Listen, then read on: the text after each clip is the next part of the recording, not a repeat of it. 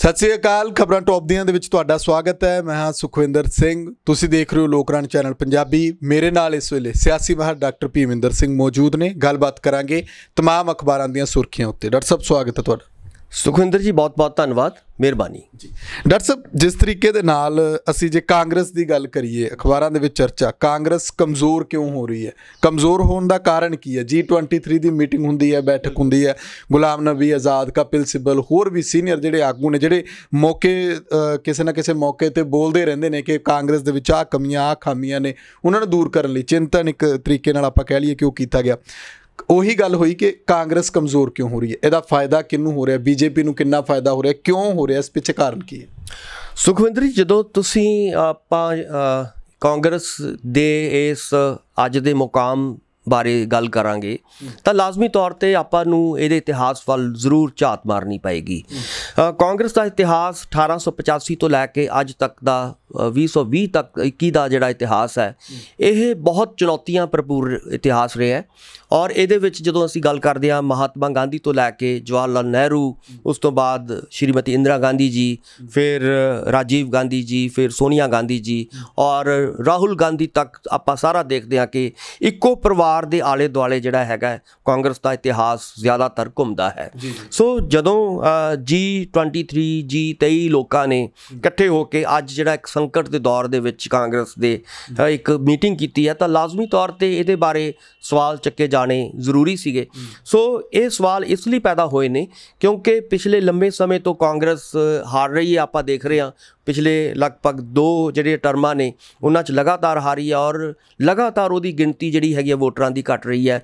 ਔਰ ਇਹਦਾ ਕਾਰਨ ਹੈ ਕਿ ਇੱਕ ਤਾਂ ਸੰਗਠਨਾਤਮਕ ਤੌਰ 'ਤੇ ਕਿਉਂਕਿ ਉਹਦਾ ਜਿਹੜਾ ਸਟਰਕਚਰ ਹੈ, ਢਾਂਚਾ ਹੈ ਕਾਂਗਰਸ ਦਾ ਵੱਖ-ਵੱਖ ਸਟੇਟਾਂ ਦੇ ਵਿੱਚ ਇਸ ਵੇਲੇ ਬਹੁਤ ਉਹ ਡਗਮਗਾ ਚੁੱਕਿਆ ਹੈ ਔਰ ਚਰਮਰਾ ਚੁੱਕਿਆ ਹੈ। ਉਹਦਾ ਕਾਰਨ ਇਹੀ ਹੈ ਕਿਉਂਕਿ ਜਿਹੜੀਆਂ ਰੀਜਨਲ ਪਾਰਟੀਆਂ ਨੇ ਵੱਖ-ਵੱਖ ਸਟੇਟਾਂ ਦੀਆਂ, ਉਹਦੇ ਵਿੱਚੋਂ ਜਿਹੜੀਆਂ ਰੀਜਨਲ ਜਿਹੜੇ ਲੋਕਾਂ ਦੀਆਂ ਲੋੜਾਂ ਨੇ, ਨੀਡਸ ਨੇ ਔਰ ਉਹਦੇ ਮੁਤਾਬਕ ਜਿਹੜੇ ਮੈਨੀਫੈਸਟੋ ਨੇ ਉਹ ਜਿਹੜੇ ਬਣਦੇ ਨੇ ਤਾਂ ਉਹਦੇ ਵਿੱਚੋਂ ਰੀਜਨਲ ਪਾਰਟੀਆਂ ਜਿਹੜੀਆਂ ਨੇ ਡਿਵੈਲਪ ਹੋ ਰਹੀਆਂ ਨੇ ਵੱਖ-ਵੱਖ ਸਟੇਟਾਂ ਦੇ ਵਿੱਚ। ਹੁਣ ਆਪਾਂ ਨੇ ਦੇਖਿਆ ਕਿ 5 ਸਟੇਟਾਂ ਦੀਆਂ ਦੇ ਵਿੱਚ ਜਿਹੜੀਆਂ ਚੋਣਾਂ ਹੋ ਰਹੀਆਂ ਨੇ ਉਹਦੇ ਵਿੱਚ ਵੀ ਬਹੁਤੀਆਂ ਰੀਜਨਲ ਪਾਰਟੀਆਂ ਜਿਹੜੀਆਂ ਨੇ ਉਹ ਲਗਾਤਾਰ ਹਾਵੀ ਹੋ ਰਹੀਆਂ ਨੇ ਔਰ ਕਾਂਗਰਸ ਉੱਥੇ ਵੀ ਕਿਤੇ ਦਿਖਾਈ ਨਹੀਂ ਦੇ ਰਹੀ। ਇਸ ਕਰਕੇ ਕਾਂਗਰਸ ਦਾ ਸੈਂਟਰ ਲੈਵਲ ਦੇ ਉੱਤੇ ਚਿੰਤਾ ਵਿੱਚ ਆਉਣਾ ਇੱਕ ਮਤਲਬ ਇੱਕ ਜ਼ਰੂਰੀ ਵੀ ਹੈ। ਔਰ ਜਿਹੜੇ ਲੋਕ ਜਿਹੜੇ ਗੁਲਾਮ ਨਬੀ ਆਜ਼ਾਦ ਦੀ ਰਹਿਨਮਾਈ ਦੇ ਵਿੱਚ ਜੁੜ ਰਹੇ ਨੇ ਉਹ ਵੱਡੇ ਲੀਡਰ ਨੇ, ਐਸੀ ਗੱਲ ਨਹੀਂ ਹੈ ਕਿ ਨੈਸ਼ਨਲ ਲੈਵਲ ਦੇ ਕਾਂਗਰਸ ਦੇ ਲੀਡਰ ਨੇ ਔਰ ਉਹ ਜਦੋਂ ਜੁੜ ਰਹੇ ਨੇ ਤਾਂ ਲਾਜ਼ਮੀ ਤੌਰ 'ਤੇ ਉਹ ਇੱਕ ਚਿੰਤਾ ਜ਼ਾਹਿਰ ਕਰ ਰਹੇ ਨੇ। ਪਰ ਕਿਉਂਕਿ ਇਹਦੇ ਵਿੱਚੋਂ ਉਹ ਜਿਹੜਾ ਪਰਿਵਾਰ ਹੈ, ਇੱਕ ਜਿਹੜਾ ਮੈਂ ਰਾਜੀਵ ਗਾਂਧੀ ਜਾਂ ਰਾਹੁਲ ਗਾਂਧੀ ਦੀ ਗੱਲ ਕੀਤੀ ਹੈ, ਉਹ ਪਰਿਵਾਰ ਦੇ ਇੱਕ ਪੈਰਲਲ ਨਵੀਂ ਸੱਤਾ ਦਾ ਜਿਹੜਾ ਹੈਗਾ ਹੋਣਾ, ਇਹ ਆਪਣੇ ਆਪ ਕਾਂਗਰਸ ਦੇ ਲਈ ਇੱਕ ਚੁਣੌਤੀ ਭਰਪੂਰ ਜਿਹੜਾ ਹੈਗਾ ਸਮਾਂ ਹੈ। ਔਰ ਇਸ ਕਰਕੇ ਇਹਦਾ ਜਿਹੜਾ ਹੈਗਾ ਨੁਕਸਾਨ ਕਾਂਗਰਸ ਨੂੰ ਹੋਏਗਾ। ਕਾਂਗਰਸ ਇਹਦੇ ਵਿਚਾਲੇ ਇੱਕ ਹੋਰ ਗੱਲ ਇਹ ਹੈ ਮੇਰੇ ਧਿਆਨ ਵਿੱਚ ਆਇਆ ਕਿ ਜਦੋਂ ਇਹ ਪਰਿਵਾਰਵਾਦ ਦੀ ਗੱਲ ਕਰਦੇ ਨੇ ਕਿ ਪਰਿਵਾਰਵਾਦ ਨਹੀਂ ਹੋਣਾ ਚਾਹੀਦਾ, ਉਦੋਂ पार्टी लैवल ते उपर ध्यान मारीए तो इक्को किले दे नाल ला लो कि सारी पार्टी बनी हुई है। जे राहुल गांधी ने तो कांग्रेस है महसूस जिहड़ा वो कराया जाता है जां कीता जाता है। इस तरह क्यों है, इन्हां नूं क्यों नहीं लगता कि असीं भी बीजेपी वांगू किवें कदे अटल बिहारी वाजपेयी आ गए, कदे कोई वो गल नहीं कि परिवारवाद वाली हुण नरेंद्र मोदी जी ने, अग्गों कौन होएगा ਉਹਦੇ ਬਾਰੇ ਕੋਈ ਪਤਾ ਨਹੀਂ। ਬਿਲਕੁਲ ਦੇਖੋ, ਜਦੋਂ ਵੀ ਕੋਈ ਪਾਰਟੀ ਬਣਦੀ ਹੈ ਤਾਂ ਉਹਦਾ ਇੱਕ ਕਲਚਰ ਡਿਵੈਲਪ ਹੁੰਦਾ ਹੈ, ਉਹਦਾ ਇੱਕ ਪੂਰਾ ਇਤਿਹਾਸ ਹੁੰਦਾ ਹੈ। ਮੈਂ ਇਸ ਲਈ ਕਿਹਾ ਕਿ ਜਿਹੜੀ ਕਾਂਗਰਸ ਪਾਰਟੀ ਦਾ ਸ਼ੁਰੂ ਤੋਂ ਕਾਂਗਰਸ ਦੀ ਇੱਕ ਬਦਕਿਸਮਤੀ ਰਹੀ ਹੈ ਜਾਂ ਇਹਨੂੰ ਖੁਸ਼ਕਿਸਮਤੀ ਕਹਿ ਲਓ ਕਿ ਇੱਕ ਖਾਸ ਤਰ੍ਹਾਂ ਦੇ ਪਰਿਵਾਰ ਦੇ ਕੰਟਰੋਲ 'ਚ ਕਾਂਗਰਸ ਰਹੀ ਹੈ। ਪਿਛਲਾ ਲਗਭਗ 100 ਸਾਲ ਦਾ ਇਤਿਹਾਸ ਅਸੀਂ ਘੱਟੋ ਘੱਟ ਜਦੋਂ ਅਸੀਂ ਦੇਖਾਂਗੇ ਤਾਂ ਚਾਹੇ ਉਹ ਜਦੋਂ ਈਵਨ ਮਹਾਤਮਾ ਗਾਂਧੀ ਜੀ ਦੇ ਕੰਟਰੋਲ 'ਚ ਜਦੋਂ ਕਾਂਗਰਸ ਸੀਗੀ ਉਦੋਂ ਵੀ ਇਹੀ ਕਿਹਾ ਜਾਂਦਾ ਸੀਗਾ ਕਿ ਮਹਾਤਮਾ ਗਾਂਧੀ ਕਿਉਂਕਿ ਜਵਾਹਰ ਲਾਲ ਨਹਿਰੂ ਦੇ ਬਹੁਤ ਚਹੇਤੇ ਨੇ ਔਰ ਮੈਨੂੰ ਲੱਗਦਾ ਹੈ ਕਿ ਨਹਿਰੂ ਜੀ ਨੂੰ ਪ੍ਰਧਾਨ ਮੰਤਰੀ ਬਣਾਉਣ ਦੇ ਵਿੱਚ ਰੋਲ ਜਿਹੜਾ ਵੱਡਾ ਰਿਹਾ ਹੈ ਉਹ ਮਹਾਤਮਾ ਗਾਂਧੀ ਜੀ ਦਾ ਰਿਹਾ ਹੈ। ਸੋ ਇਸ ਕਰਕੇ ਇਸ ਪਾਰਟੀ ਦਾ ਜਿਹੜਾ ਇੱਕ ਕਰੈਕਟਰ ਰਿਹਾ, ਇਹਦਾ ਕਲਚਰ ਰਿਹਾ, ਉਹ ਇੱਕ ਖਾਸ ਪਰਿਵਾਰ ਨੂੰ ਦੀ ਰਹਿਨੁਮਾਈ ਦੇ ਵਿੱਚ ਵੀ ਜਿਹੜਾ ਹੈਗਾ ਉਹ ਜ਼ਿੰਦਾ ਰਹੀ ਹੈ ਪਾਰਟੀ। ਸੋ ਇਸ ਕਰਕੇ ਇਸ ਪਾਰਟੀ ਦਾ ਜਿਹੜਾ ਇੱਕ ਡੈਮੋਕ੍ਰੈਟਿਕ ਜਿਹੜਾ ਢਾਂਚਾ ਸੀਗਾ, ਡੈਮੋਕ੍ਰੈਟਿਕ ਇੱਕ ਜਿਹੜਾ ਹਿਸਟਰੀ ਹੈ, ਉਹ ਕਿਤੇ ਨਾ ਕਿਤੇ ਉਹਦੇ ਵਿੱਚ ਕਮੀ ਆਉਂਦੀ ਰਹੀ ਹੈ ਕਿਉਂਕਿ ਇੱਕ ਗੁਲਾਮੀ ਦੀ ਭਾਵਨਾ ਆਪਾਂ ਦੇਖਦੇ ਹਾਂ ਕਿ ਲਗਾਤਾਰ ਜਿਹੜੇ ਇਹਨਾਂ ਦੇ ਵਲੰਟੀਅਰ ਨੇ ਉਹ ਇਹੀ ਕਹਿੰਦੇ ਰਹੇ ਨੇ ਕਿ ਅਸੀਂ ਤਾਂ ਇੱਕੋ ਪਰਿਵਾਰ ਨੂੰ, ਇਸੇ ਪਰਿਵਾਰ ਨੂੰ, ਗਾਂਧੀ ਪਰਿਵਾਰ ਨੂੰ, ਮਤਲਬ ਅਸੀਂ ਤਾਂ ਉਹਨਾਂ ਦੀ ਰਹਿਨੁਮਾਈ ਦੇ ਵਿੱਚ ਕੰਮ ਕਰਨਾ ਚਾਹੁੰਦੇ ਹਾਂ।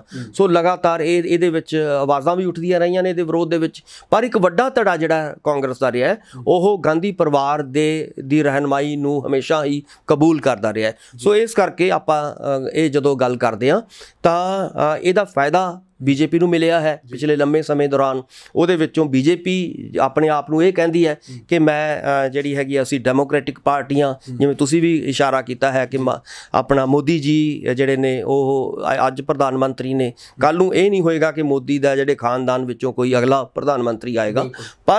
ਪਰ ਆਪਾਂ ਨੂੰ ਇਹ ਲੱਗਦਾ ਹੈ ਕਿ ਇਹਦੇ ਵਿੱਚੋਂ ਜਿਹੜਾ ਹੈਗਾ ਨੁਕਸਾਨ ਜਿਹੜਾ ਹੋਣ ਵਾਲਾ ਹੈ ਉਹ ਲੋਕਾਂ ਦਾ ਨੁਕਸਾਨ ਹੋਏਗਾ, ਕਿਉਂਕਿ ਜੇ ਇੱਕ ਪਾਰਟੀ ਜਿਹੜੀ ਹੈਗੀ ਵਿਰੋਧੀ ਧਿਰ ਜਿੰਨੀ ਦੇਰ ਕਾਇਮ ਨਹੀਂ ਹੁੰਦੀ, ਜਿੰਨੀ ਦੇਰ ਵਿਰੋਧੀ ਧਿਰ ਜਿਹੜੀ ਹੈਗੀ ਹੈ ਉਹ ਆਪਣੀਆਂ ਜਿਹੜੀਆਂ ਲੋਕਾਂ ਦੀਆਂ ਜਿਹੜੀਆਂ ਮੁਸੀਬਤਾਂ ਨੇ, ਸੰਕਟ ਨੇ, ਉਹਨਾਂ ਨੂੰ ਪਾਰਲੀਮੈਂਟ ਦੇ ਵਿੱਚ ਨਹੀਂ ਉਠਾਉਂਦੀ, ਤਾਂ ਉਹਦਾ ਜਿਹੜਾ ਫਾਇਦਾ ਜਿਹੜੀ ਹੈਗੀ ਹੈ ਸੱਤਾਧਾਰੀ ਧਿਰ ਨੂੰ ਹੁੰਦਾ ਹੈ। ਔਰ ਇਸ ਵੇਲੇ ਉਹ ਜਿਹੜਾ ਫਾਇਦਾ ਹੈ ਬੀਜੇਪੀ ਪੂਰੀ ਤਰ੍ਹਾਂ ਉਠਾ ਰਹੀ ਹੈ। ਇਸੇ ਲਈ ਤੁਸੀਂ ਦੇਖੋਗੇ ਮਹਿੰਗਾਈ ਹੋ ਗਈ, ਚਾਹੇ ਉਹ ਡੀਜ਼ਲ ਦੀ ਗੱਲ ਹੋਵੇ, ਪੈਟਰੋਲ ਦੀ ਗੱਲ ਹੋਵੇ, ਗੈਸ ਦੀ ਗੱਲ ਹੋਵੇ, ਉਹ ਲਗਾਤਾਰ ਅਸਮਾਨਾਂ ਨੂੰ ਛੂ ਰਹੀ ਹੈ। ਪਰ ਉਹਨਾਂ ਨੂੰ ਬੋਲਣ ਵਾਲਾ, ਉਹਨਾਂ ਦੇ ਮੁੱਦੇ ਉਠਾਉਣ ਵਾਲਾ, ਲੋਕਾਂ ਦੇ ਮਹਿੰਗਾਈ ਦੇ ਮੁੱਦੇ ਉਠਾਉਣ ਵਾਲਾ ਇਸ ਵੇਲੇ ਸਾਨੂੰ ਕੋਈ ਨਜ਼ਰ ਨਹੀਂ ਆ ਰਿਹਾ, ਕਿਉਂਕਿ ਜਿਹੜੀ ਕਾਂਗਰਸ ਹੈ ਉਹ ਬਿਲਕੁਲ ਜਿਹੜੀ ਹੈਗੀ ਹੈ ਵਿਰੋਧੀ ਧਿਰ ਦੇ ਤੌਰ 'ਤੇ ਖਸਤਾ ਹਾਲਤ ਦੇ ਵਿੱਚ ਜਾ ਚੁੱਕੀ ਹੈ। ਡਾਕਟਰ ਸਾਹਿਬ, ਜਿਸ ਤਰੀਕੇ ਦੇ ਨਾਲ 5 ਸੂਬਿਆਂ ਦੇ ਵਿੱਚ ਚੋਣਾਂ ਹੋਣ ਜਾ ਰਹੀਆਂ ਨੇ, ਯੂਟੀ ਸਟੇਟ ਵੀ ਵਿੱਚ ਮਿਲਾ ਕੇ, ਤੇ ਉੱਥੋਂ ਦੇ ਜਿਹੜੇ ਰੁਝਾਨ ਤ੍ਰਿਣਮੂਲ ਕਾਂਗਰਸ ਨੂੰ ਲੈ ਕੇ ਪੱਛਮੀ ਬੰਗਾਲ ਦੇ ਖਾਸ ਕਰ ਜਿੱਥੇ ਭਾਜਪਾ ਦਾ ਐਂ ਕਹਿ ਲਓ ਕਿ ਅੱਡੀ ਚੋਟੀ ਦਾ ਜ਼ੋਰ ਲੱਗਿਆ ਹੋਇਆ, ਉੱਥੇ ਦੇ ਰੁਝਾਨ ਜਦੋਂ ਸਾਹਮਣੇ ਆਉਂਦੇ ਨੇ ਤਾਂ ਸਾਹਮਣੇ ਕਲੀਅਰ ਹੁੰਦਾ ਹੈ ਕਿ ਉਹੀ ਜਿਹੜੀ ਤੁਸੀਂ ਰੀਜਨਲ ਪਾਰਟੀਆਂ ਦੀ ਗੱਲ ਕਰਦੇ ਸੀ, ਖੇਤਰੀ ਪਾਰਟੀਆਂ, ਤ੍ਰਿਣਮੂਲ ਕਾਂਗਰਸ ਨੂੰ ਜਿਹੜਾ ਉਹਦੀ ਸਰਕਾਰ ਬਣਦੀ ਫਿਰ ਨਜ਼ਰ ਆ ਰਹੀ ਹੈ। ਪ੍ਰਸ਼ਾਂਤ ਕਿਸ਼ੋਰ ਵੀ ਟਵੀਟ ਕਰਦੇ ਨੇ ਕਿ ਸੰਭਾਲ ਕੇ ਰੱਖਿਓ ਮੇਰਾ ਟਵੀਟ, ਅਗਲੀ ਸਰਕਾਰ ਜਿਹੜੀ ਆ ਉਹ ਸਾਡੀ ਤ੍ਰਿਣਮੂਲ ਕਾਂਗਰਸ ਦੀ ਫਿਰ ਤੋਂ ਮਮਤਾ ਬੈਨਰਜੀ ਨੂੰ ਦੀਦੀ ਨੂੰ ਲੋਕ ਅਪਣਾਉਣ ਜਾ ਰਹੇ ਨੇ। ਇਹਨੂੰ ਕਿੱਦਾਂ ਦੇਖਦੇ ਹੋ ਕਿ ਭਾਜਪਾ ਨੂੰ ਇੱਕ ਪਾਸੇ ਦਾ ਕਿਹਾ ਜਾ ਰਿਹਾ ਕਿ ਕਿਸਾਨੀ ਅੰਦੋਲਨ ਦਾ ਵੀ ਸੇਕ ਆ, ਦੂਜਾ ਇਹ ਕਿ ਜਿਹੋ ਜਿਹੀਆਂ ਨੀਤੀਆਂ ਇਹਨਾਂ ਨੇ ਲਿਆਂਦੀਆਂ, ਜਿਹੋ ਜਿਹੇ ਫੈਸਲੇ ਇਹਨਾਂ ਨੇ ਲਏ, ਉਹਦੇ ਤੋਂ ਵੀ ਲੋਕ ਹੁਣ ਅੱਕੇ ਬੈਠੇ ਨੇ, ਆਮ ਛੋਟੇ ਵਰਗ ਤੋਂ ਲੈ ਕੇ ਉੱਪਰਲੇ ਵਰਗ ਤੱਕ ਸਭ ਅੱਕੇ ਬੈਠੇ ਨੇ।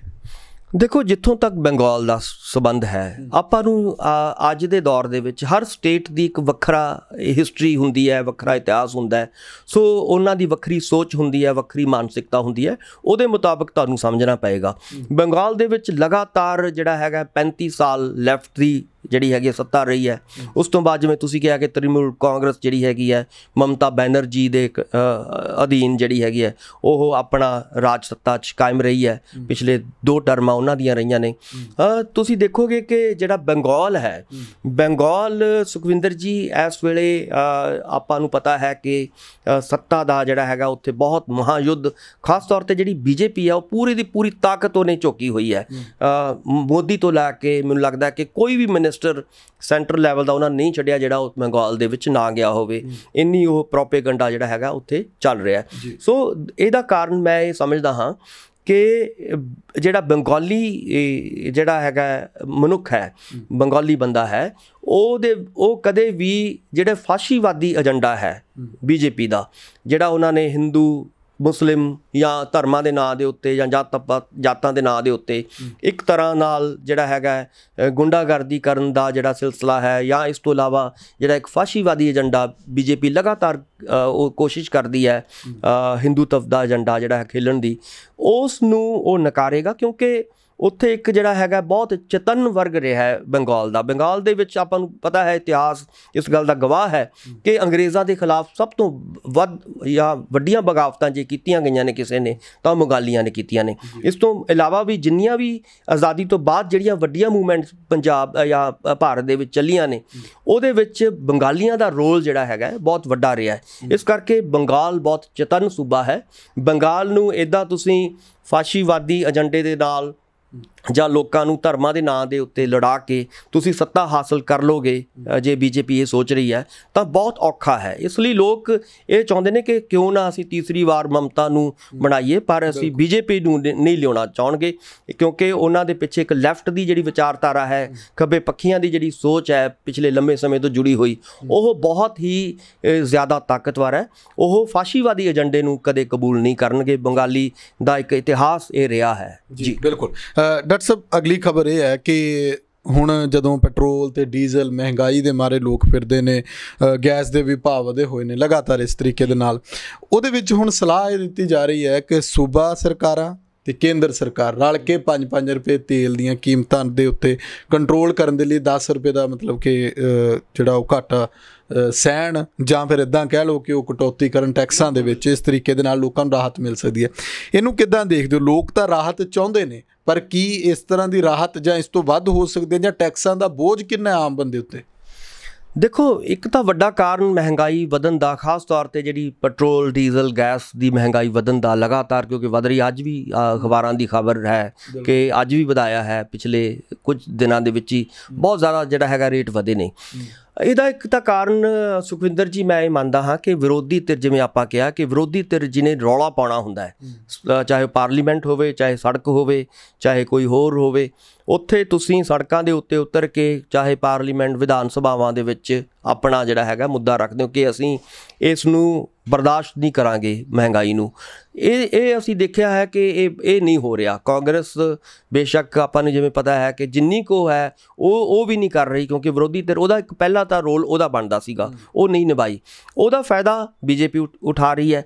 ਉਹਦੇ ਕਾਰਨ ਜਿਹੜਾ ਹੈਗਾ ਉਹ ਲਗਾਤਾਰ ਟੈਕਸ ਤੇ ਟੈਕਸ ਲਗਾਈ ਜਾਂਦੀ ਹੈ ਲੋਕਾਂ ਦੇ ਉੱਤੇ, ਕਿਉਂਕਿ ਆਪਾਂ ਨੂੰ ਪਤਾ ਹੈ ਕਿ ਕਰੋਨਾ ਕਰਕੇ ਜਿਹੜੀ ਸਾਡੀ GDP ਹੈ ਹਿੰਦੁਸਤਾਨ ਦੀ, ਉਹ ਬਹੁਤ ਮਾਈਨਸ ਦੇ ਵਿੱਚ ਚਲੀ ਗਈ, ਔਰ ਉਹਦੇ ਉੱਠਣ ਦੀਆਂ ਵੀ ਕੋਈ ਬਹੁਤੀਆਂ ਸੰਭਾਵਨਾਵਾਂ ਨਜ਼ਰ ਨਹੀਂ ਆ ਰਹੀਆਂ।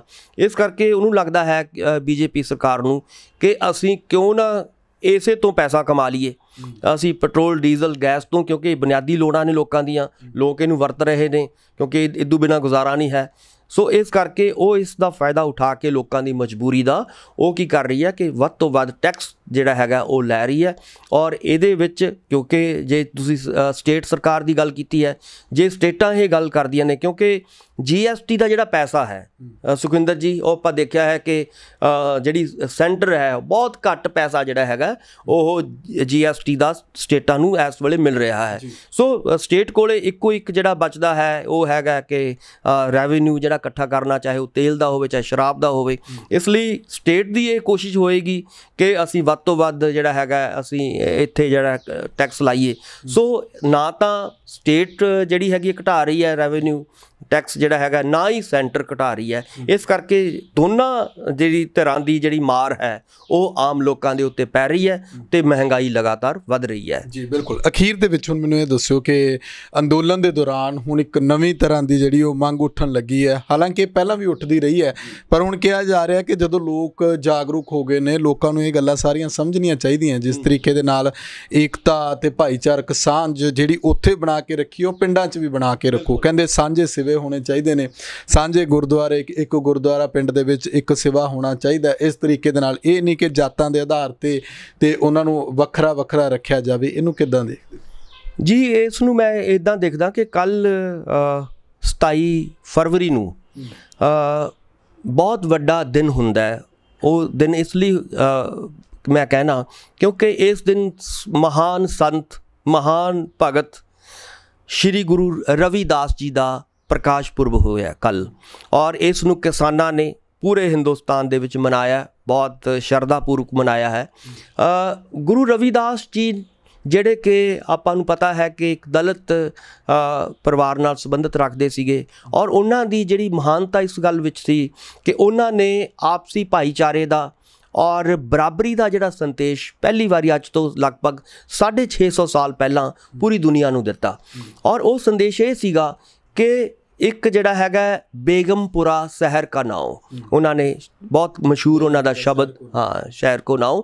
ਸੋ ਇਹਦਾ ਮਤਲਬ ਇਹ ਸੀਗਾ ਕਿ ਬੇਗਮ, ਜਿੱਥੇ ਕਿਸੇ ਨੂੰ ਕੋਈ ਗਮ ਨਾ ਹੋਵੇ, ਜਿੱਥੇ ਕਿਸੇ ਦੇ ਉੱਤੇ ਕੋਈ ਟੈਕਸ ਨਾ ਲੱਗੇ, ਹਰ ਬੰਦੇ ਨੂੰ ਅਨਾਜ ਮਿਲੇ, ਹਰ ਬੰਦੇ ਨੂੰ ਜਿਹੜੀ ਹੈਗੀ ਸਮਾਨਤਾ ਮਿਲੇ।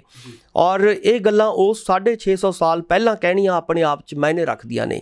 ਸੋ ਇਸ ਕਰਕੇ ਕੱਲ੍ਹ ਕਿਸਾਨਾਂ ਦੇ ਜਿਹੜੇ ਇਕੱਠਾਂ ਦੇ ਵਿੱਚ ਇਹ ਮੁੱਦਾ ਬਹੁਤ ਜ਼ੋਰ ਸ਼ੋਰ ਨਾਲ ਉੱਠਿਆ ਕਿ ਕਿਉਂ ਇੱਕ ਪਾਸੇ ਸਾਡੇ ਗੁਰੂ ਸਾਹਿਬਾਨ ਬਰਾਬਰੀ ਦੀ ਗੱਲ ਕਰ ਰਹੇ ਨੇ, ਦੂਜੇ ਪਾਸੇ ਸਾਡੇ ਜਿਹੜੇ ਪੋਲੀਟੀਕਲ ਲੋਕਾਂ ਨੇ ਪੰਜਾਬ ਨੂੰ ਇਸ ਤਰ੍ਹਾਂ ਵੰਡਿਆ ਹੈ ਕਿ ਮਤਲਬ ਹੈ ਜਿਹੜੀ ਹੈਗੀ ਹੈ ਇਨਸਾਨੀਅਤ ਜਿਹੜੀ ਹੈਗੀ ਹੈ ਬਹੁਤ ਉੱਥੋਂ ਲੱਗਦਾ ਵੀ ਗਿਰ ਚੁੱਕੀ ਹੈ।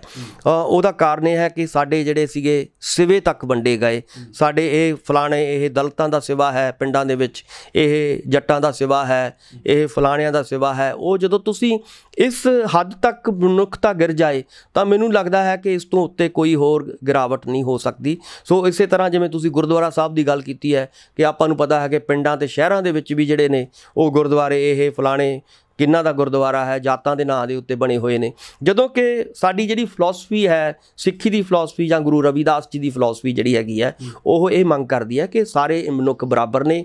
ਏਕ ਨੂਰ ਤੇ ਸਭ ਜਗ ਉਪਜਿਆ ਕੌਣ ਭਲੇ ਕੋ ਬੰਦੇ। ਸਾਨੂੰ ਇਸ ਫਿਲਾਸਫੀ ਨੂੰ ਲੈ ਕੇ ਚੱਲਣ ਦੀ ਲੋੜ ਹੈ ਕਿਉਂਕਿ ਗੁਰੂ ਰਵਿਦਾਸ ਜੀ ਨੇ ਇਹੀ ਸਾਨੂੰ ਸੰਦੇਸ਼ ਦਿੱਤਾ ਹੈ।